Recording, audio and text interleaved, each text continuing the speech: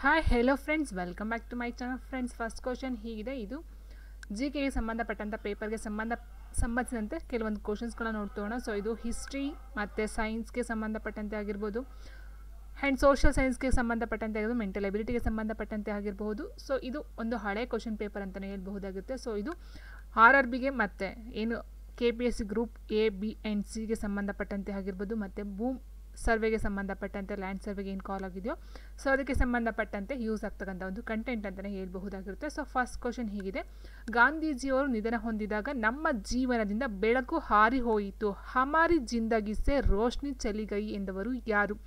ಗಾಂಧೀಜಿಯವರು ನಿಧನ ಹೊಂದಿದಾಗ ನಮ್ಮ ಜೀವನದಿಂದ ಬೆಳಕು ಹಾರಿ ಹೋಯಿತು ಎಂದು ಹೇಳಿದವರು ಯಾರು? ಆನ್ಸರ್ಸ್ಗಳು ಸಹ ಇಲ್ಲೇ ಇದ್ದಾವೆ. ಸೊ ಆನ್ಸರ್ ಬಂದು ಆಪ್ಷನ್ ಬಿ, ಜವಾಹರ್ಲಾಲ್ ನೆಹರೂರವರು.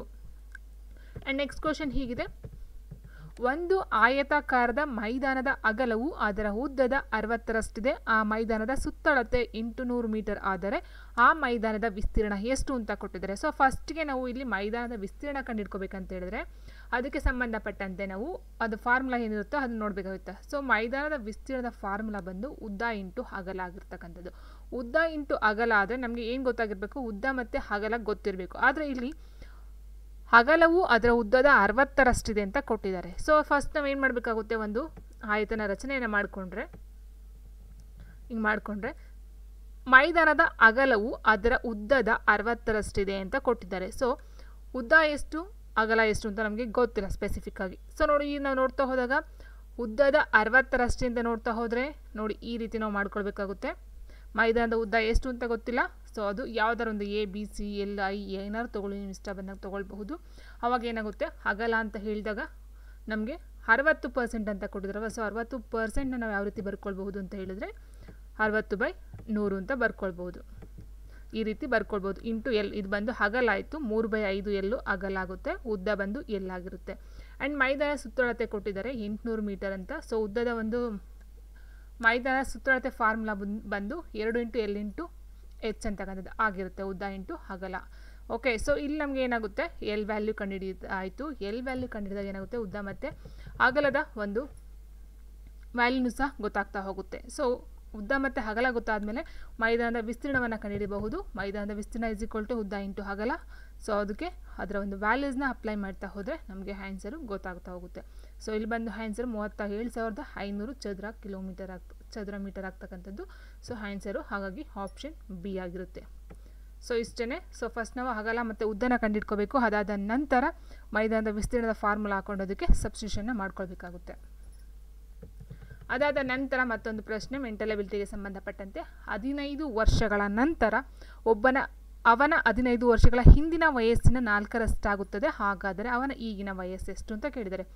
15 ವರ್ಷಗಳ ನಂತರ ಅವನ 15 ವರ್ಷಗಳ ಹಿಂದಿನ ವಯಸ್ಸಿನ 4ರಷ್ಟಾಗುತ್ತದೆ. ಹಾಗಾದರೆ ಅವನ ಈಗಿನ ವಯಸ್ಸೆಷ್ಟು? ಸೊ ನೋಡಿ, ಅದನ್ನು ಯಾವ ರೀತಿ ಮಾಡೋದು ಅಂತ ನೋಡ್ತಾ ಹೋದರೆ ಸೊ ನೋಡಿ ಈ ರೀತಿ ನಾವು ಹಾಕ್ಕೊಳ್ಬೇಕಾಗುತ್ತೆ.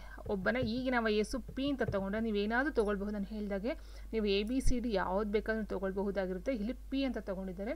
15 ವರ್ಷಗಳ ನಂತರ ಏನಾಗುತ್ತೆ? ಅದು P + 15 ಆಗುತ್ತೆ. 15 ವರ್ಷಗಳ ಹಿಂದೆ ಅಂತ ನಾವು ಲೆಕ್ಕ ತೊಗೊಂಡ್ರೆ P - 15 ಆಗುತ್ತೆ. ಓಕೆ, ಅದಾದ ನಂತರ ಕೊಟ್ಟಿರೋದೇನು? 15 ವರ್ಷಗಳ ಹಿಂದಿನ ವಯಸ್ಸಿನ 4ರಷ್ಟಾಗುತ್ತದೆ ಅಂತ ಕೊಟ್ಟಿದ್ದಾರೆ ನೋಡಲ್ವ. ಅದು ಹಾಗಾಗಿ 4ರಷ್ಟಿಗೆ ನಾವು ಅಪ್ಲೈಯನ್ನು ಮಾಡಬೇಕಾಗುತ್ತೆ. P + 15 = 4 × P - 15 ಅಲ್ಲಿಗೆ 4ರಷ್ಟು ಅಂತ ಆಗುತ್ತೆ.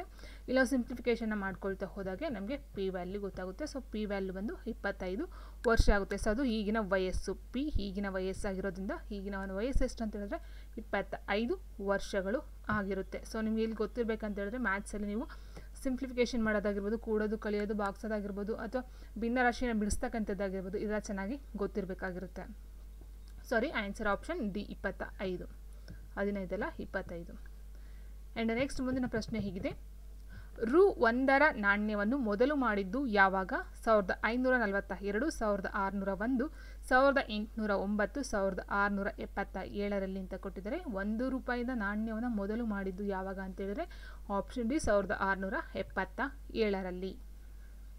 ಆ್ಯಂಡ್ ನೆಕ್ಸ್ಟ್ ಪ್ರಶ್ನೆ ಹೀಗಿದೆ: ಸಂಜೋತಾ ಎಕ್ಸ್ಪ್ರೆಸ್ ರೈಲುಗಾಡಿಯು ಯಾವ 2 ಸ್ಥಳಗಳ ನಡುವೆ ಸಂಚರಿಸುತ್ತದೆ? ಸಂಜೋತಾ ಎಕ್ಸ್ಪ್ರೆಸ್ ರೈಲುಗಾಡಿಯು ಯಾವ 2 ಸ್ಥಳಗಳ ನಡುವೆ ಸಂಚರಿಸುತ್ತದೆ?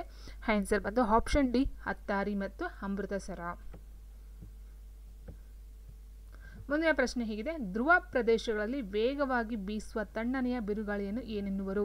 ಧ್ರುವ ಪ್ರದೇಶಗಳಲ್ಲಿ ವೇಗವಾಗಿ ಬೀಸುವ ತಣ್ಣನೆಯ ಬಿರುಗಾಳಿಯನ್ನು ಏನೆನ್ನುತ್ತಾರೆ ಅಂತ ಹೇಳಿದ್ರೆ ಆಪ್ಷನ್ ಸಿ ಬ್ಲಿಜಾರ್ಡ್.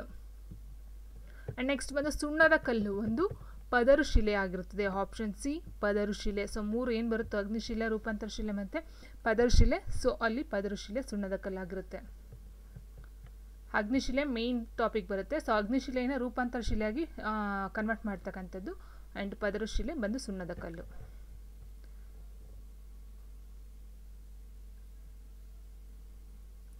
ಭೂಮಿಯು ತನ್ನ ಪೆರಿಹಿಲಿಯನ ಸಮೀಪಿಸಿದಾಗ ಏನಾಗುತ್ತದೆ? ಸೂರ್ಯನಿಗೆ ಹತ್ತಿರದಲ್ಲಿ ಇರುತ್ತದೆ ಅಂತ ಹೇಳಬಹುದು. ಆಪ್ಷನ್ ಡಿ ಸೂರ್ಯನಿಗೆ ಹತ್ತಿರದಲ್ಲಿ ಕಾಣಿಸ್ತಕ್ಕಂಥದ್ದು. ಭೂಮಿಯು ತನ್ನ ಪೆರಿಹಿಲಿಯನ್ ಸಮೀಪಿಸಿದಾಗ ಸೂರ್ಯನಿಗೆ ಹತ್ತಿರವಾಗುತ್ತದೆ. ಸೊ ಆಪ್ಷನ್ ಈ ರೀತಿ ಕೊಡಿದರೆ ಚಂದ್ರನಿಗೆ ಹತ್ತಿರವಾಗುತ್ತದೆ, ಸೂರ್ಯ ಮತ್ತು ಚಂದ್ರ ಎರಡಕ್ಕೂ ಹತ್ತಿರದಲ್ಲಿರುತ್ತದೆ, ಸೂರ್ಯನಿಗೆ ದೂರದಲ್ಲಿರುತ್ತದೆ, ಸೂರ್ಯನಿಗೆ ಹತ್ತಿರದಲ್ಲಿರುತ್ತದೆ ಅಂತ ಕೊಟ್ಟಿದ್ದಾರೆ. ಆಪ್ಷನ್ಗಳನ್ನ ನೋಡ್ಕೊಳ್ತಾ ಹೋಗಿ. ಆನ್ಸರ್ ಬಂದು ಆಪ್ಷನ್ ಡಿ ಸೂರ್ಯನಿಗೆ ಹತ್ತಿರದಲ್ಲಿ ಇರುತ್ತದೆ.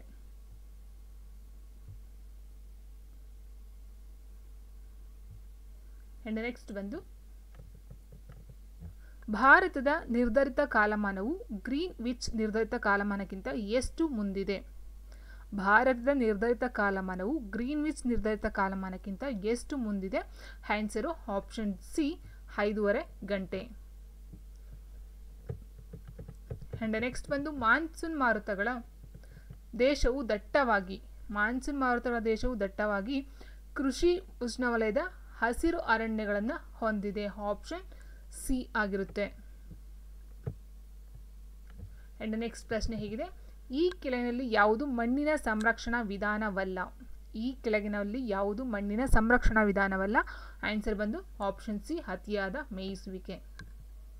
ಇದು ಸಂರಕ್ಷಣೆಯನ್ನು ಮಾಡ್ತಕ್ಕಂಥದ್ದು ಅಲ್ಲ. ಸೊ ಕಾಂಟೂರು ಉಳುಮೆ, ಬೆಳೆ ಸರದಿ, ಬದುಗಳ ನಿರ್ಮಾಣ ಮಾಡ್ತಕ್ಕಂಥದ್ದೆಲ್ಲ ಮಣ್ಣನ್ನು ಸಂರಕ್ಷಣೆ ಮಾಡ್ತಕ್ಕಂಥ ವಿಧಗಳಾಗಿರುತ್ತೆ. ಅತಿಯಾಗಿ ಮೇಯಿಸ್ತಕ್ಕಂಥದ್ದು ಸೊ ಅದು ಮಣ್ಣನ್ನು ಕೊಚ್ಕೊಂಡು ಹೋಗ್ತಕ್ಕಂಥ ಒಂದು ಕೆಲಸವನ್ನು ಮಾಡುತ್ತೆ. ಹಾಗಾಗಿ ಅದು ಅದು ಒಂದು ವಿಧಾನ ಆಗೋದಿಲ್ಲ.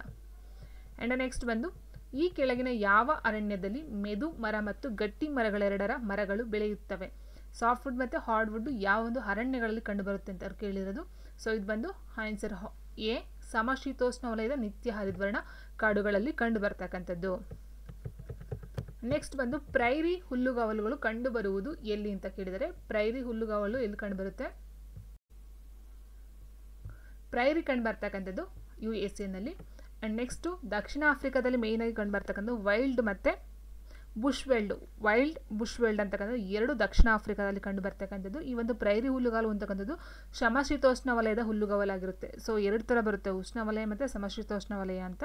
ಅದರಲ್ಲಿ ಪ್ರೈರಿ ಬಂದು ಸಮಶೀತೋಷ್ಣ ವಲಯದ ಹುಲ್ಲುಗಾವಲಾಗಿರುತ್ತೆ. ಅದು USA ಕಂಡು ಬರ್ತಕ್ಕಂಥದ್ದು. ಮತ್ತು ಕೆನಡಾದಲ್ಲೂ ಸಹ ಕಂಡು ಬರುತ್ತೆ ಈ ಒಂದು ಪ್ರೈರಿ ಅಂತಕ್ಕಂಥದ್ದು. ನೆಕ್ಸ್ಟ್ ಕ್ವಶನ್ ಹೀಗಿದೆ, ವಿಸ್ತೀರ್ಣದಲ್ಲಿ ಅತ್ಯಂತ ದೊಡ್ಡ ಸಾಗರ ಯಾವುದು? ಅಟ್ಲಾಂಟಿಕ್, ಹಿಂದೂ ಮಹಾಸಾಗರ, ಪೆಸಿಫಿಕ್ ಸಾಗರ, ಅಂಟಾರ್ಕ್ಟಿಕ್ ಸಾಗರ.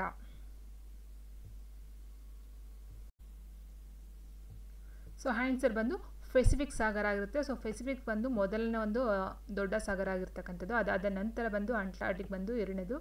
ಅದಾದ ನಂತರ ಹಿಂದೂ ಮಹಾಸಾಗರ ಬಂದು 3ನೇದಾಗಿರುತ್ತೆ. ಅಂಟಾರ್ಕ್ಟಿಕ್ ಸಾಗರ ಬಂದು 4ನೇದಾಗಿರುತ್ತೆ.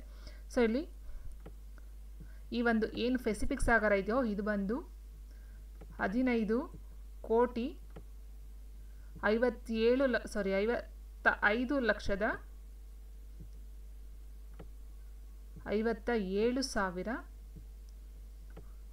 ಚದರ ಕಿಲೋಮೀಟರ್ ಇರ್ತಕ್ಕಂಥದ್ದು. 57,000. ಓಕೆ, ಸೊ 15,55,57,000 ಚದರ ಕಿಲೋಮೀಟರ್ ಅಷ್ಟು ವಿಸ್ತೀರ್ಣವನ್ನು ಒಳಗೊಂಡಿರ್ತಕ್ಕಂಥದ್ದು ಯಾವುದು?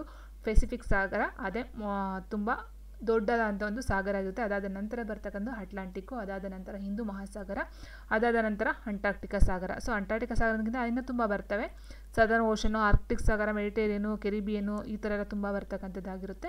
ಸೊ ಪೆಸಿಫಿಕ್ ಬಂದು ಅತ್ಯಂತ ದೊಡ್ಡ ಸಾಗರ ಆಗಿರುತ್ತೆ. ಆ್ಯಂಡ್ ನೆಕ್ಸ್ಟ್ ಬಂದು ಗುಡುಗುಗಳ ನಾಡು ಎಂದು ಯಾವುದನ್ನು ಕರೆಯುತ್ತಾರೆ? ಗುಡುಗುಗಳ ನಾಡು ಎಂದು ತೈವಾನ್, ಟಿಬೆಟ್, ಭೂತಾನ್, ಜಪಾನ್ ಅಂತ ಕೊಟ್ಟಿದ್ದಾರೆ. ಸೊ ಭೂತಾನ್ ಗುಡುಗುಗಳ ನಾಡು. ಆಪ್ಷನ್ ಸಿ ಆಗಿರುತ್ತೆ. ಆ್ಯಂಡ್ ನೆಕ್ಸ್ಟು ಈ ಕೆಳಗಿನ ಯಾವ ದೇಶಕ್ಕೆ ನೀಲ ಗಡಿಯಾಗಿಲ್ಲ ಅಂತ ಕೇಳಿದರೆ ಭೂಮಿ ಗಡಿಯಾಗಿಲ್ಲ. ಈ ಕೆಳಗಿನ ಯಾವ ದೇಶಕ್ಕೆ ಭೂಮಿ ಗಡಿ ಆಗಿಲ್ಲ? ಸೊ ಆಫ್ಘಾನಿಸ್ತಾನ, ಮಯನ್ಮಾರ್, ನೇಪಾಳ, ಮಂಗೋಲಿಯಾ ಅಂತ ಕೊಟ್ಟಿದ್ದಾರೆ. ಸೊ ಆನ್ಸರು ಮಯನ್ಮಾರ್ ಆಗಿರುತ್ತೆ. ಮುಂದಿನ ಪ್ರಶ್ನೆ ಹೀಗಿದೆ, ಪ್ರಪಂಚದಲ್ಲಿ ಅತ್ಯಂತ ದೊಡ್ಡ ನದಿ ಯಾವುದು? ಸೊ ಆನ್ಸರ್ ಬಂದು ಆಪ್ಷನ್ ನೈಲ್ ನದಿ. ಆಪ್ಷನ್ ಎ ಏನಿದೆಯೋ ನೈಲ್ ನದಿ, ಆಪ್ಷನ್ ಸಿ ಅಲ್ಲ, ಆಪ್ಷನ್ 1 ಏನಿದೆಯೋ ನೈಲ್ ನದಿ ಪ್ರಪಂಚ ಅತ್ಯಂತ ದೊಡ್ಡ ನದಿಯಾಗಿರ್ತಕ್ಕಂಥದ್ದು. ಅಮೆಜಾನ್ ಬಂದು 2ನೇ ನದಿಯಾಗಿರುತ್ತೆ, ನೈಲ್ ನದಿ ಫಸ್ಟ್ ಬಂದು, ಆ್ಯಂಡ್ ಅಮೆಜಾನು 2ನೇದು, ಆ್ಯಂಡ್ ಮಿಸಿಸಿಪಿ ಏನಿದೆಯೋ ಇದು 3ನೇದು, ಆ್ಯಂಡ್ ಗಂಗಾ ಬಂದು ತುಂಬ ಅಲ್ಲಿ ಇನ್ನು ಮುಂದೆ ಒಂದು 7-8 ಆದಮೇಲೆ ಬರ್ತಕ್ಕಂಥದ್ದಾಗಿರುತ್ತೆ. ಸೊ ಇಲ್ಲಿ ಆನ್ಸರ್ ಬಂದು ಆಪ್ಷನ್ 1 ನೈಲ್ ನದಿ ಅತ್ಯಂತ ದೊಡ್ಡ ನದಿ, ಅಮೆಜಾನ್ ಬಂದು 2ನೇ ನದಿ, 3ನೇದು ಬಂದು ಮಿಸಿಸಿಪಿ ಅಂತಕ್ಕಂಥದ್ದು ಕಂಡು ಬರ್ತಕ್ಕಂಥದ್ದು, ಮೆಕ್ಸಿಕೋ ಕೊಲ್ಲಿಯಲ್ಲಿ ಕಂಡು ಬರುತ್ತೆ ಈ ಒಂದು ಮಿಸಿಸಿಪಿ ಅಂತಕ್ಕಂಥದ್ದು. ಸೊ ಆನ್ಸರ್ ಬಂದು ಆಪ್ಷನ್ 1 ನೈಲ್ ನದಿ ಆಗಿರುತ್ತೆ. ಮುಂದಿನ ಪ್ರಶ್ನೆ ಹೀಗಿದೆ, ಈ ಕೆಳಗಿನಲ್ಲಿ ಯಾವ ಅನಿಲವು ಗಾಳಿಯಲ್ಲಿ ಹೆಚ್ಚು ಇದೆ? ಈ ಕೆಳಗಿನಲ್ಲಿ ಯಾವ ಅನಿಲವು ಗಾಳಿಯಲ್ಲಿ ಹೆಚ್ಚು ಇದೆ ಅಂತಕ್ಕಂಥದ್ದು ಪ್ರಶ್ನೆಯಾಗಿದೆ. ಸೊ ಫ್ರೆಂಡ್ಸ್, ಇಲ್ಲಿ ಕೊಟ್ಟಿರ್ತಕ್ಕಂಥದ್ರಲ್ಲಿ hydrogen, oxygen, helium, carbon dioxide ಏನು ಕೊಟ್ಟಿದ್ದಾರೋ ಇಲ್ಲಿ ಆಕ್ಸಿಜನ್ ಅಂತಕ್ಕಂಥದ್ದು ಜಾಸ್ತಿ ಇರ್ತಕ್ಕಂಥದ್ದು 21% ಇರ್ತಕ್ಕಂಥದ್ದು, ವಾತಾವರಣದಲ್ಲಿ 21% ಇರುತ್ತೆ. ಆದರೆ ವಾತಾವರಣದಲ್ಲಿ ಇರ್ತಕ್ಕಂಥ ಅತಿ ಹೆಚ್ಚು ಯಾವುದು ಅಂತೇಳಿದ್ರೆ ನೈಟ್ರೋಜನ್, ಸಾರಜನಕ ಅಂತ ಹೇಳ್ತೀವಿ. ಸೊ ಅದು 78% ಇರ್ತಕ್ಕಂಥದ್ದು, 78% ವಾತಾವರಣದಲ್ಲಿ ಇರ್ತಕ್ಕಂಥದ್ದಾಗಿರುತ್ತೆ. ಸೊ ಹಾಗಾಗಿ ಆನ್ಸರ್ ಇಲ್ಲಿಗೆ ಕೊಟ್ಟಿರ್ತಕ್ಕಂಥ ಪ್ರಶ್ನೆಗೆ ಆಕ್ಸಿಜನ್ ಸರಿ ಹೋಗುತ್ತೆ. ಅಥವಾ ನಿಮಗೆ ನೈಟ್ರೋಜನ್ ಅಂತ ಕೊಟ್ಟಿರೋದು, ಸಾರಜನಕ ಅಂತ ಕೊಟ್ಟಿರೋ ನೀವು ಅದನ್ನು ಮೆನ್ಷನ್ ಮಾಡಬೇಕಾಗುತ್ತೆ. ಓಕೆ, ಸೊ ಇನ್ನು ಮಿಕ್ಕಿರ್ತಕ್ಕಂಥ 1% ಏನಿದೆಯೋ 78 ಮತ್ತು 21 ಸೇರಿ 99% ಆಕ್ಸಿಜನ್ ಮತ್ತು ನೈಟ್ರೋಜನ್ ಮಿಕ್ಸ್ ಆಗಿರ್ತಕ್ಕಂಥದ್ದು. ಇನ್ನು 1% ಬಂದು ಹೀಲಿಯಂ, ಕಾರ್ಬನ್ ಡೈಆಕ್ಸೈಡು, ಆರ್ಗನು, ಈ ಥರ 1% ಇರ್ತಕ್ಕಂಥದ್ದಾಗಿರುತ್ತೆ. ಆ್ಯಂಡ್ ನೆಕ್ಸ್ಟ್ ಪ್ರಶ್ನೆ ಹೀಗಿದೆ,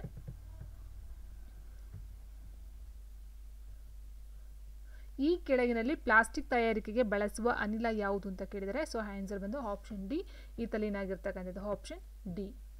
ಆ್ಯಂಡ್ ನೆಕ್ಸ್ಟ್ ಪ್ರಶ್ನೆ ಹೀಗಿದೆ, ಈ ಕೆಳಗಿನ ಸಂಖ್ಯಾ ಸರಣಿಯಲ್ಲಿ ಬರಬೇಕಾದ ಸಂಖ್ಯೆಯನ್ನು ಕಂಡುಹಿಡಿಯಿರಿ ಅಂತ ಕೊಟ್ಟಿದ್ದಾರೆ.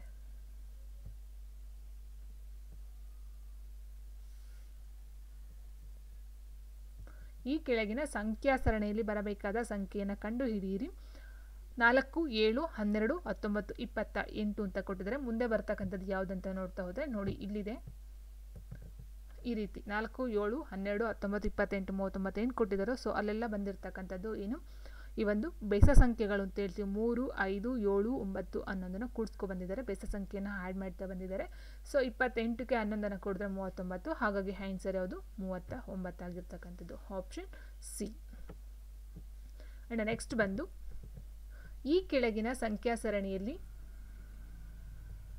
ಬರಬೇಕಾದ ಸಂಖ್ಯೆಯನ್ನು ಕಂಡುಹಿಡಿಯಿರಿ. ಮತ್ತೆ ಅದೇ ಥರ ಕ್ವಶನು. ಸೊ ಇದಕ್ಕೂ ಸಹ ಅಷ್ಟೇ ಏನಾಗಿದೆ ನೋಡಿ 1, 4, 10, 22, 46 ಏನು ಕೊಟ್ಟಿದ್ದಾರೋ ಸೊ 1 × 2 + 2 ಅಂದರೆ ಈ ಸಂಖ್ಯೆಯಿಂದ ಈ ಸಂಖ್ಯೆಗೆ ಮಲ್ಟಿಪ್ಲೈ ಮಾಡ್ಕೊಬಂದಿದ್ದಾರೆ, ಮತ್ತು 2 ಕೂಡ್ಕೊಬಂದಿದ್ದಾರೆ, ಮತ್ತು 4ಕ್ಕೆ 2 ಮಲ್ಟಿಪ್ಲೈ ಮಾಡಿದ್ದಾರೆ. 4 × 8 × 2 10 ಆಯಿತು, 10 × 20 20 + 2 22 ಆಯಿತು, 22 × 2 44 + 2 46. ಸೊ 46ಕ್ಕೆ 2 ಮಲ್ಟಿಪ್ಲೈ ಮಾಡಿ 2 ಕೂಡಿದ್ರೆ 94 ಬರ್ತಕ್ಕಂಥದ್ದು, 94. ಆ್ಯಂಡ್ ಮುಂದಿನ ಪ್ರಶ್ನೆ ಮತ್ತೊಂದು ಮೆಂಟಲ್ ಅಬಿಲಿಟಿಗೆ ಸಂಬಂಧಪಟ್ಟಂತೆ ಪ್ರಶ್ನೆ ಇದೆ. ಈ ಕೆಳಗಿನ ಸಂಖ್ಯಾ ಸರಣಿಯಲ್ಲಿ ಬರಬೇಕಾದ ಸಂಖ್ಯೆಯನ್ನು ಗುರುತಿಸಿ. ಸೊ ಇದು RRB ಎಕ್ಸಾಮ್ ಪೇಪರ್ ಆಗಿರುತ್ತೆ. ಸೊ ಸೇಮ್ ಪ್ಯಾಟರ್ನಲ್ಲೇ ಕೊಟ್ಟಿದ್ದಾರೆ ನೋಡಿ ಮತ್ತೊಂದು 1, 2, 6, 7, 21, 22, 66, 67. ಸೊ 201 ನಾವು ಕಂಡುಹಿಡಿಬೇಕು. ಯಾವ ರೀತಿ ಕೊಟ್ಟಿದ್ದಾರೆ, ಇಲ್ಲಿ ಡಬಲ್ ತೊಗೊಂಡಿದ್ದಾರೆ. ಸೊ ಇಲ್ಲಿ ಏನು ಒಂದೊಂದು ಕೊಟ್ಟಿದ್ದಾರೋ ಇಲ್ಲಿ ಇದಕ್ಕೆ ಮತ್ತು ಇದಕ್ಕೆ ಅಂದರೆ 1, 3, 5ನೇ ಸಂಖ್ಯೆ, 7ನೇ ಸಂಖ್ಯೆ ಬೆಸ ಸಂಖ್ಯೆಗಳಿಗೆ ಒಂಥರ ಆರ್ಡರು ಆ್ಯಂಡ್ ಸಮ ಸಂಖ್ಯೆಗಳಿಗೆ ಒಂಥರ ಆರ್ಡರಲ್ಲಿ ತೊಗೊಂಡಿದ್ದಾರೆ. ಇದಕ್ಕೆ ಏನು ಮಾಡಿದ್ದಾರೆ 1 × 3 + 3, 3 1 3, 3 3 6 ಆಯಿತು. ಮತ್ತು ಈ 6ಅನ್ನು 3ಕ್ಕೆ ಮಲ್ಟಿಪ್ಲೈ ಮಾಡಿ 3ಅನ್ನು ಆ್ಯಡ್ ಮಾಡಿದ್ದಾರೆ, ಮತ್ತು ಈ 21ನ 3ರಿಂದ ಮಲ್ಟಿಪ್ಲೈ ಮಾಡಿ 3ಅನ್ನು ಆ್ಯಡ್ ಮಾಡಿದ್ದಾರೆ, 66ನ ಮತ್ತೆ 3ರಿಂದ ಮಲ್ಟಿಪ್ಲೈ ಮಾಡಿ 3ಅನ್ನು ಆ್ಯಡ್ ಮಾಡಿದ್ದಾರೆ. ಸೊ ಇಲ್ಲೂ ಅಷ್ಟೇ, ಇಲ್ಲಿ 2ಕ್ಕೆ 3ಅನ್ನು ಮಲ್ಟಿಪ್ಲೈ ಮಾಡಿ 1ಅನ್ನು ಆ್ಯಡ್ ಮಾಡ್ಕೊಬಂದಿದ್ದಾರೆ, ಇಲ್ಲಿ 3ನ ಆ್ಯಡ್ ಮಾಡ್ಕೊಬಂದಿದ್ದಾರೆ. ಈ ರೀತಿ ಮಾಡಿದಾಗ ಆನ್ಸರು 201 ಬರ್ತಕ್ಕಂಥದ್ದಾಗಿರುತ್ತೆ, ಆಪ್ಷನ್ ಸಿ. ಆ್ಯಂಡ್ ನೆಕ್ಸ್ಟ್ ಬಂದು ಮತ್ತೆ ಇದೆಲ್ಲ RRB ಪೇಪರ್ ಆಗಿರೋದ್ರಿಂದ ತುಂಬ ಮೆಂಟಲ್ ಎಬಿಲಿಟಿ ಕ್ವಶನ್ಸ್ಗಳು ಬರ್ತಾ ಹೋಗುತ್ತೆ. ಸೊ ನೋಡಿ ಇದು ಸಹ ಅಷ್ಟೇ. ಈ ಕೆಳಗಿನ ಸಂಖ್ಯಾ ಸರಣಿಯಲ್ಲಿ ಬರಬೇಕಾದ ಸಂಖ್ಯೆಯನ್ನು ಕಂಡುಹಿಡಿಯಿರಿ. ಯಾವ ರೀತಿ ಕೊಟ್ಟಿದ್ದಾರೆ ಅಂತ ನೋಡ್ತಾ ಹೋದರೆ ನೋಡಿ, 196, 169, 144, 121, 101 ಕೊಟ್ಟಿದ್ದಾರೆ. 196ಕ್ಕೆ ಸ್ಕ್ವೇರ್ ರೂಟ್ ಮಾಡಿದಾಗ 14 ಸ್ಕ್ವೇರ್ ಆಯಿತು. 13 ಸ್ಕ್ವೇರ್ ರೂಟ್ ಮಾಡಿದಾಗ 169, 12ಕ್ಕೆ ಸ್ಕ್ವೇರ್ ಮಾಡಿದಾಗ 144 ಆಯಿತು. ಅಂದರೆ ಇಟ್ ಮೀನ್ಸ್ ವರ್ಗ ಮೂಲಕ್ಕೆ ಕೊಟ್ಟಿರ್ತಕ್ಕಂಥದ್ದು 101 ವರ್ಗ ಸಂಖ್ಯೆ ಅಲ್ಲ. ಸೊ ಇಲ್ಲಿ ಕ್ವಶನ್ ಏನು ಕೊಟ್ಟಿದ್ದಾರೆ,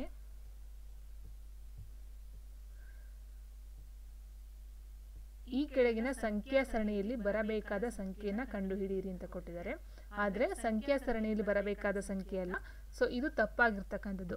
101 ಏನಿದೆ ಇದು ತಪ್ಪಾಗಿದೆ. ಸೊ 196, 169, 144, 121 ಇದೆಲ್ಲ ಬಂದು ವರ್ಗ ಸಂಖ್ಯೆಗಳು. 101 ಬಂದು ವರ್ಗ ಸಂಖ್ಯೆ ಅಲ್ಲ. ಸೊ ಹಾಗಾಗಿ ಏನು ಗುಂಪಿಗೆ ಸೇರಿದ ಪದ ಅಂತ ಹೇಳ್ತಾರಲ್ಲ ಆ ರೀತಿ ತೆಗಿಬೇಕಾಗಿರ್ತಕ್ಕಂಥದ್ದು.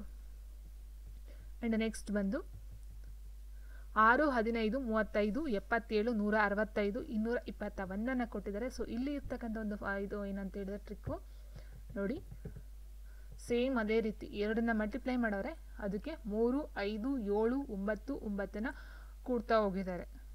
ಸೊ ಈ ರೀತಿ ಮಾಡಿದಾಗ 343 ಬಂತು. ಸೊ ಇಲ್ಲಿ ಕೊಟ್ಟಿರ್ತಕ್ಕಂಥದ್ದು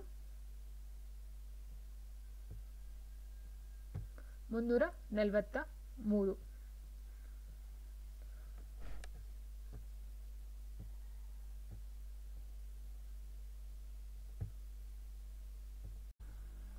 ಸೊ ಅಲ್ಲಿ ಏನಾಗಬೇಕಿತ್ತು, 221 ಕೊಟ್ಟಿದ್ದಾರೆ, 343 ಬರಬೇಕಿತ್ತು. ಸೊ ಹಾಗೆ ಆನ್ಸರ್ ಆಪ್ಷನ್ ಡಿ ತಪ್ಪಾಗಿರ್ತಕ್ಕಂಥದ್ದಾಗಿರುತ್ತೆ.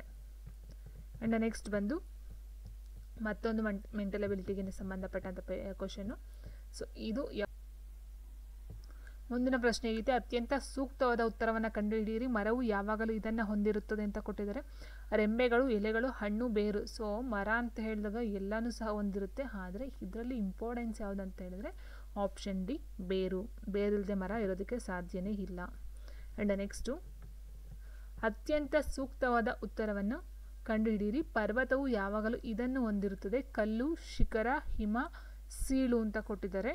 ಪರ್ವತ ಅಂತ ಹೇಳಿದಾಗ ಅಲ್ಲಿ ಹಿಮ ಪರ್ವತನರಾಗಿರ್ಬೋದು, ಕಲ್ಲಿನ ಪರ್ವತನರಾಗಿರ್ಬೋದು. ಆನ್ಸರ್ ಬಂದು ಆಪ್ಷನ್ ಬಿ ಶಿಖರ ಆಗಿರುತ್ತೆ.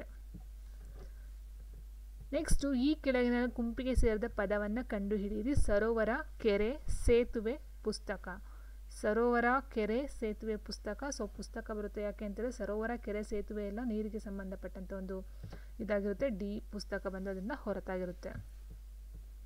ಅದಾದ ನಂತರ ಈ ಕೆಳಗಿನ ಗುಂಪಿಗೆ ಸೇರಿದ ಪದವನ್ನು ಕಂಡುಹಿಡಿಯಿರಿ. ಪ್ಲೂಟೋ, ನಕ್ಷತ್ರ, ಪರ್ವತ, ಅರಣ್ಯ ಅಂತ ಕೊಟ್ಟಿದ್ದಾರೆ. ಈ ಕೆಳಗಿನಲ್ಲಿ ಗುಂಪಿಗೆ ಸೇರಿದ ಪದವನ್ನು ಕಂಡುಹಿಡಿಯಿರಿ. ಪ್ಲೂಟೋ, ನಕ್ಷತ್ರ, ಪರ್ವತ, ಅರಣ್ಯ. ಯಾಕೆ ಅರಣ್ಯ ಅಂತಕ್ಕಂಥದ್ದು? ಸೊ ಅದು ಒಂದು ಜೈವಿಕ ಅಂತಲೇ ಹೇಳ್ಬೋದಾಗಿರುತ್ತೆ. ಪ್ಲೂಟೋ, ನಕ್ಷತ್ರ, ಪರ್ವತ ಇವೆಲ್ಲ ಜೈವಿಕಕ್ಕೆ ಬರ್ತಕ್ಕಂಥದ್ದು ಅಥವಾ ಸ್ವಾಭಾವಿಕ ನ್ಯಾಚುರಲ್ ಅಂತಲೇ ಹೇಳಬಹುದಾಗಿರುತ್ತೆ.